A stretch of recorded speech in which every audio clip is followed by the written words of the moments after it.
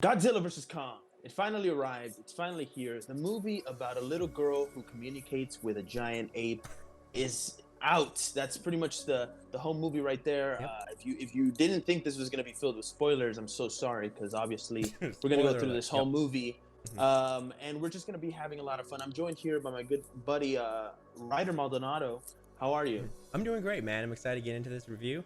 I have a lot of interesting things to say, but yeah, we can go ahead and get started. Whatever you got.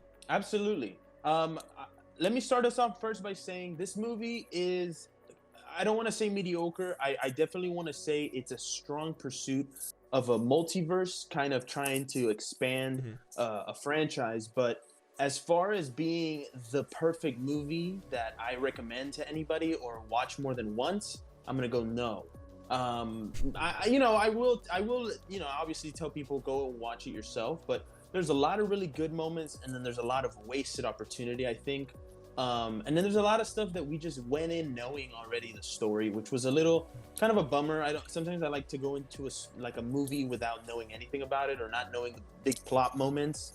And the reveal of Mechagodzilla wasn't like something we just, oh, what? Like we had already been speculating and talking about it for weeks.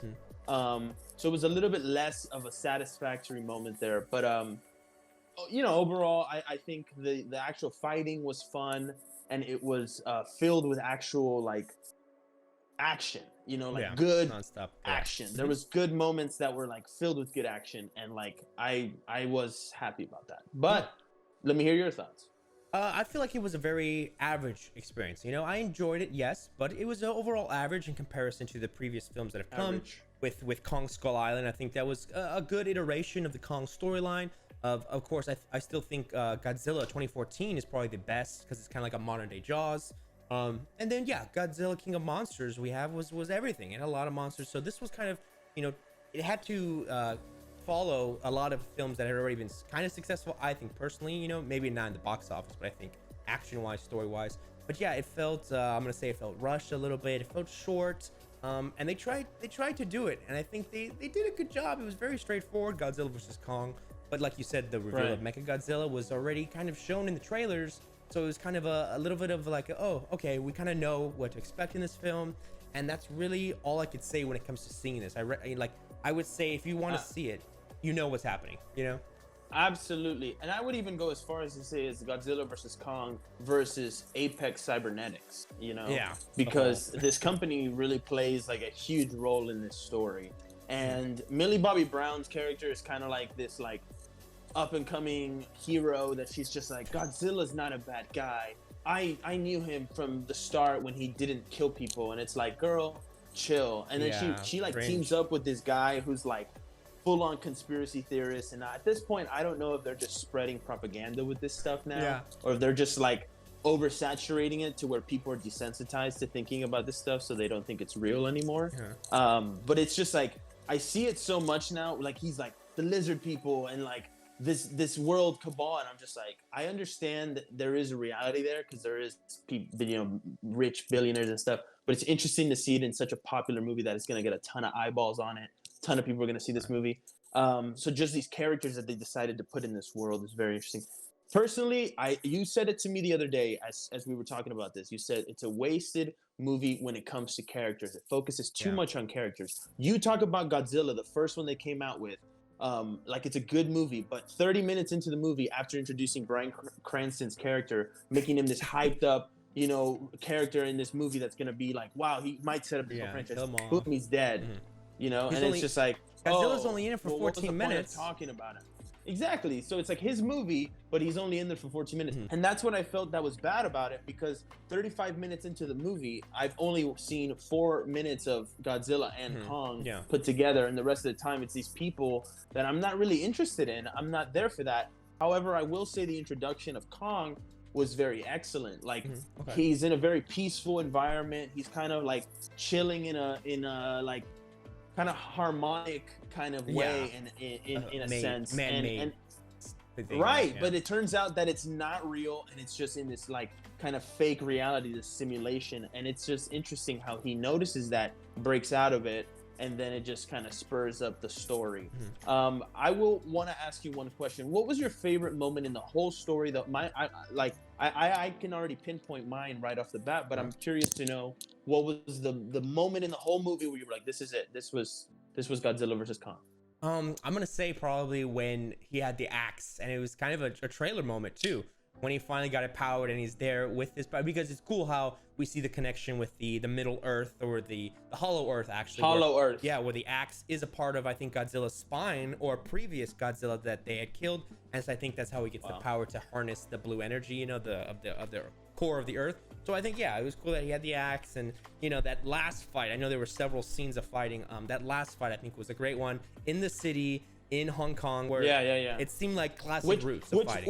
Which, by the way, they completely fucked. Oh, you know, it's Hong completely Kong. just like it was like all these people died. I was just like, wow, that is crazy. But it's kind of an honor to be destroyed by Godzilla and friends, so it's just kind of cool. Be like, take me. I just want to say this, like, you hit the nail on the head. Like, the moment where Godzilla and Kong, like where Godzilla literally breathes out the fire, hits the axe, and then they kill Mechagodzilla. It's just one of the best moments. Personally, the Hollow Earth, that psychedelic trip in these like pods that they had was just super cool to see, and kind of unexpected in a movie like this. And just the actual design of the hollow pods and the way they just kind of like floated, it would be so cool to see in our reality, just like borrow that and be like, hey, let's try to develop that, because they just look badass. And I think that's the best way to do space travel. But moving on to the characters, I'm curious to know, who was your favorite and who stood out to you as being more important than the actual battle between the two big monsters? Oh, I'm gonna say, three, I should say. I think all the characters were very, very subpar, right? They were all very average and cringe at times. I think, like you said, Bernie and Madison and the kid, I think they nicknamed him Tapwater. So cringe with some of the things that they were doing. I would say I did like Nathan Lind. I think he was the most like normal, grounded guy. Even he was kind of like, you get his backstory, but it feels so rushed because you have to kind of like, okay, here's where he's at and why he's in the story. But then you have the Dr. Irene Andrews and the little girl, and they were like, okay, we understand why they're here, but it's kind of like, you know, we don't need the people. Like, we want more of the Godzilla versus Kong action. And then we have the villains. Right. We have Walter Simmons and his daughter Maya, and then Ren, who is the controller, who puts on the VR goggles and fights. You know, and I think it was kind of just weird, because I thought from the previous film, Monarch and those guys were going to be the villain based on the post-credit scene, and then they just give us a whole new, here's Apex and a whole new guy, and I'm like, okay, it's a very average, like, cool. They abandoned their own creative story, and it's sad to see. I will say that the actual villains in this movie were subpar, and like even the pit scene where you're introduced to Mechagodzilla was lame. Like, you get this one number 10 and it comes out, you know, what? And you're like, whoa, it's kind of cool. And then they just like escape, and they, you know, then it ends, and you're just like, well, I wanted to see 9 through 1, or at least another one. Like, just felt like such a wasted opportunity. Like, you took me here, and then suddenly it's like over and done, and it's just the heroes got away, they safely, you know, and it's just like, it was just subpar storytelling in my eyes. Anything else that you would say as far as the whole story, overall thoughts? Just final thoughts in the review. Just give it to me before we wrap up here. I do think that the story felt rushed, and I'll say that again because I know that there was a lot of scenes cut. There were some actors that were announced, and I know that they cut them because probably when they were shooting this film, they were waiting for Godzilla King of Monsters to see how people reacted, if they wanted more people or more monsters. So I think the reason why this film is so short is because they cut a lot of the scenes of people, which I don't mind, but I would even ask for extended scenes of the fights of Godzilla vs Kong, because even though there were several, I didn't even feel like I got enough. You know, it was like Mechagodzilla's introduced, he's sentient now, he's just off and he's killed. It was like, okay, it's so rushed, you know. Let me say this much: Mechagodzilla is introduced 1 hour and 5 minutes into the story, leaving 47 minutes to spare, right? But I would say we don't get into that fight until maybe an hour and 30 to an hour and 35, to where it really like starts to build up. There's about 25 minutes of like solid action in this movie, and then the rest is just like talking and then like discovering or like snooping.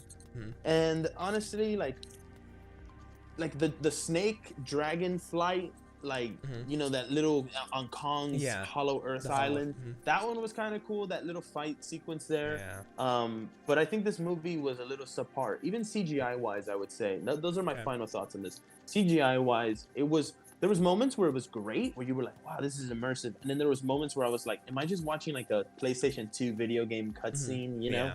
And, you know, it kind of fell flat for me, but I think that there's still a lot of potential out there for them to do stuff. Yeah. Do I want more Godzilla vs. Kong movies or about the world? I'm gonna be honest with you, I don't. No? I think they should just end the franchise. I think it's overdone, and I think it's time to just explore new stuff, or, you know, bring new creatives into it. That's my thoughts. But anyways, that's it for us today. Thank you guys so much for tuning into this review. Subscribe if you haven't. Leave a like. We hope that you guys enjoyed the review. If you've already seen Godzilla vs. Kong, were you happy that they worked together? Did you see Mechagodzilla coming? What did you think of the overall story? We're just really happy to hear your thoughts. And, you know, we'll see you on the next video. Hopefully we're reviewing a game, or maybe we're reviewing a movie or a TV show. We'll see. But anyways, catch you on the next one. Bye, everybody.